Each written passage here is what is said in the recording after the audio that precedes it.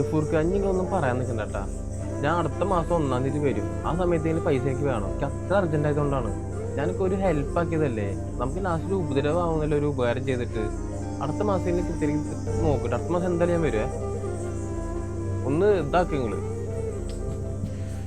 ഒരു ഉപകാരം ചെയ്തത് ഉപദ്രവമായില്ല പഠിച്ചവനെ.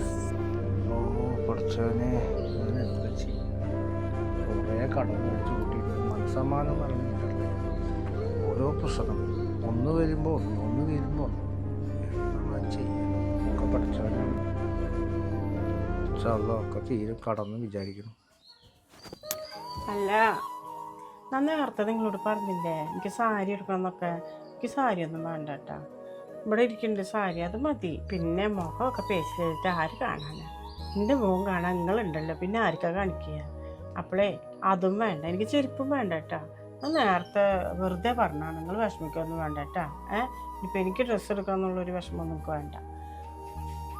അതെ, ഇതുകൊണ്ട് പണയം വെച്ചാലും ശരി, അല്ലെങ്കിൽ നിങ്ങൾ വിറ്റാലും ശരി, ആ വന്ന കുട്ടിയുടെ പൈസനെ കൊടുക്കി സമാധാനമായിട്ടിരിക്കാമല്ലോ. നിങ്ങൾ എന്തിനാ കിടന്നിട്ട് ടെൻഷൻ അടിക്കണേ? ആ പൈസനെ കൊടുക്കി സമാധാനമായിട്ടിരിക്കാമല്ലോ.